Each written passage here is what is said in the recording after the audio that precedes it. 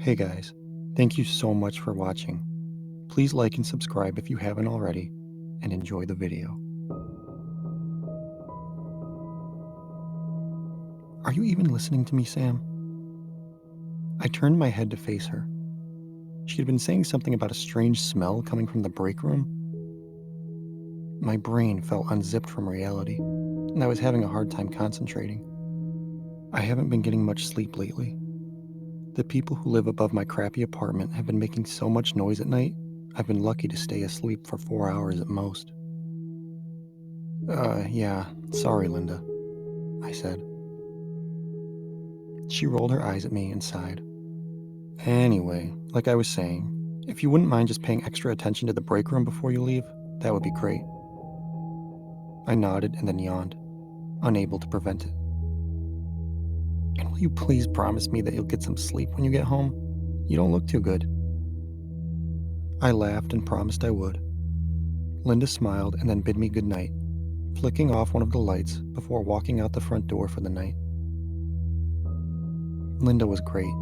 She had been friends with my grandmother for the better part of 30 years, and she was the whole reason I got this job in the first place. I looked around, then down at my watch. 11:34 p.m.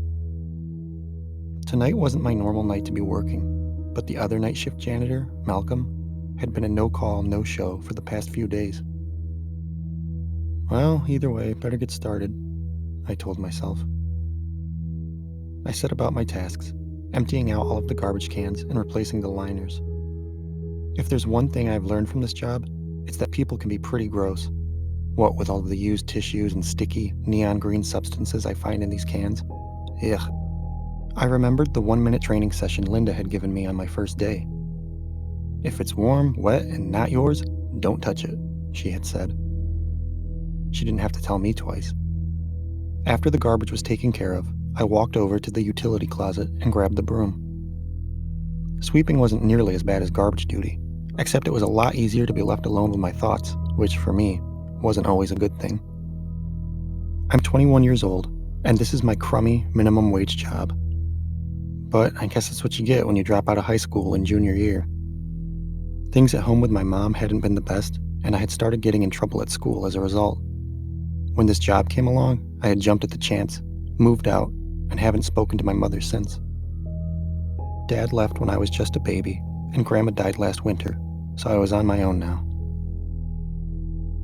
I yawned again as I knelt down to sweep the pile of dust I had collected into the dustbin. While I was down on my knee, I noticed something I hadn't seen while I was sweeping.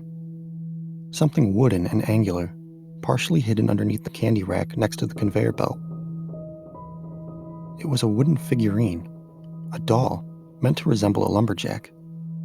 It was holding an axe across its shoulder, its glossy wooden mouth etched into a large smile. Huh, I muttered to myself. How in the world did a doll end up under a grocery store candy rack? Maybe it belonged to some kid who dropped it while they were shuffling through all the assorted candies. I decided to hang on to it until my shift ended in the morning, when I could turn it into Linda. Maybe the kid's parents would realize they had lost it and would come back for it.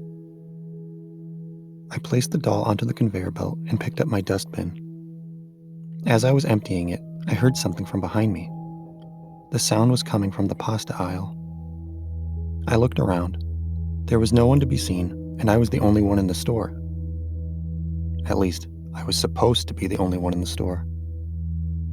I made my way over to aisle 7 slowly, not wanting to come face to face with a grocery store burglar, if that was even a real thing. When I got there was nothing disquieting to be seen, unless you think half-priced angel hair pasta is shocking. I turned around to continue my duties, deciding this was all in my head. Just my mind playing tricks on me from lack of sleep, that's all. The moment I thought this, though, an image bubbled up to the surface of my mind's eye. The lumberjack doll. An uneasy feeling started to bloom in my stomach. What am I getting nervous about? I thought to myself. It's just a weird doll. True, but it was starting to give me the creeps for some reason. I yawned once more as I headed to the utility closet and grabbed the floor buffer. The machine's hypnotic motor was soothing. My arms vibrated as I pushed the appliance across the floor, making sure to get every square foot.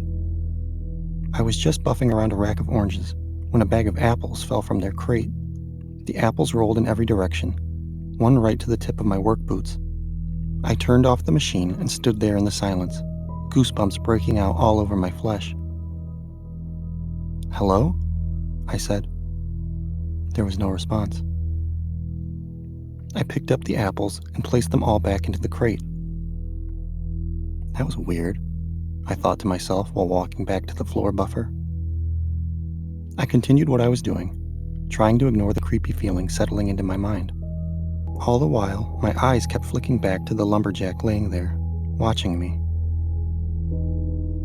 I finished up what I was doing and returned the floor buffer to the closet. All right, time to solve the mystery of the smelly break room. I paused at the bottom of the staircase that led to the upstairs break room. I could still feel those wooden eyes staring at me. I thought about grabbing it off the conveyor belt and taking it with me, even taking a few steps in that direction, before telling myself I was just being paranoid. Oh, forget it, I thought to myself before turning and heading up the stairs. The smell hit me as soon as I entered the small room. Dear Lord, I said, laughing a little to myself. Linda was severely underselling the stench in here. The smell was heavy and acidic, like rotten oranges. I thought back to when I was in second grade and forgot to clean out my lunchbox before throwing it in my room at the end of the school year. A couple weeks later, I had been hit with the god-awful smell of spoiled bologna. Now that was a lot like this smell. I took the clean rag I carried around with me out of my back pocket and held it against my nose. I opened up the fridge with my free hand and rummaged through it, half expecting to see a flaming bowl of vomit at this point. Let's see, I murmured. Bottle of orange juice, some water bottles, an apple, some sodas. Nothing that looked like it could be causing the smell, though. I closed the fridge door and checked the freezer. Nothing there. What the hell could it be then? The garbage can in the corner was empty, and there was nothing in the microwave either. The only thing on the walls was one of those posters of a cat clinging onto a rope with the caption, "Hang in there," printed across the bottom in large block letters. As I was looking at that, my eyes drifted downwards to the grate on the wall.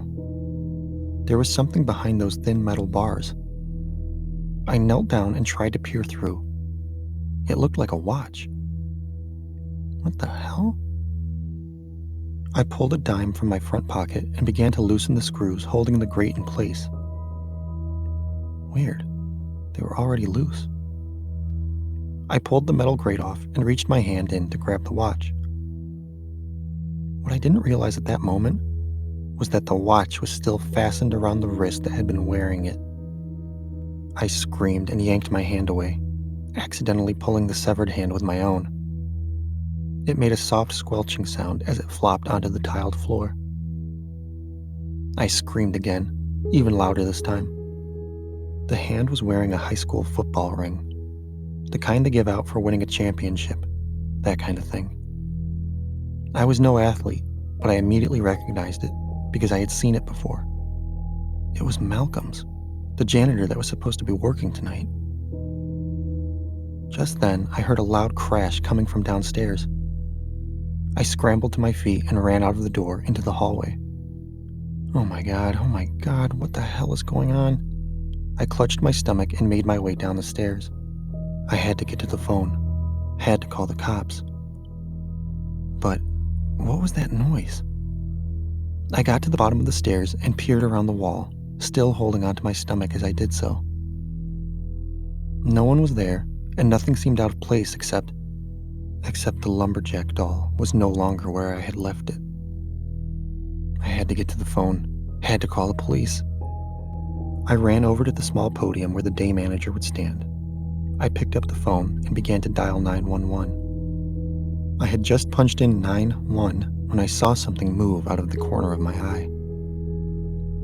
The lumberjack was standing to the side of me, smiling that wide, unnerving smile, and staring at me with his axe. "Stay away from me," I shouted at the wooden toy. My voice was trembling now, wavering on the edge of pure terror. I don't know what you are, but you just stay the hell away from me. I didn't know why, but I was convinced that this creepy little toy had something to do with the severed hand upstairs. I turned back to the phone, punching in the last one, ready to call for help when I was met with the deafening sound of silence. What? I looked down.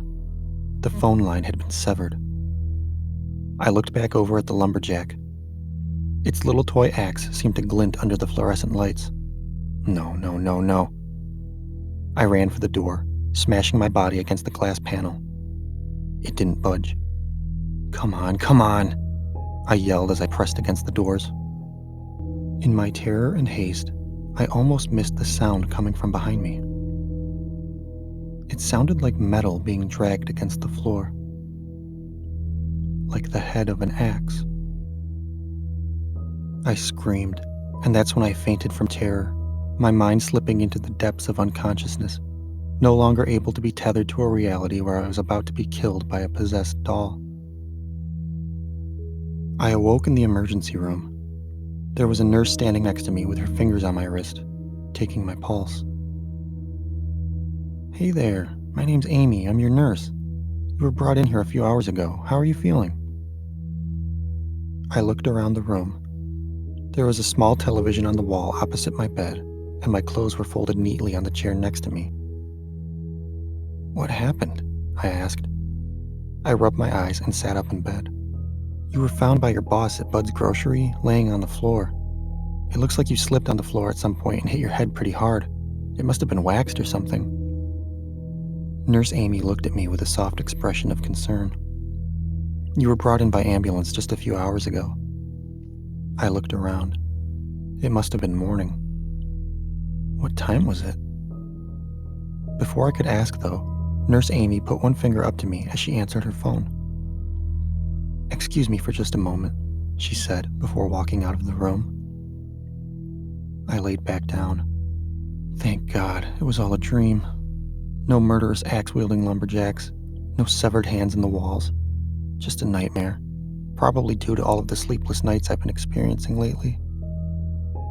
I sighed in relief and turned over to my side. I must have slipped on one of those apples that had fallen over and hit my head. That was all. Sorry about that, Nurse Amy said as she walked back into the room. I almost forgot to give you this. The EMT said it was with you when they got there. I didn't want it to get lost, so I had it at the nurse's station with me. I shot up in bed, feeling the horror crushing my lungs as I turned to face her.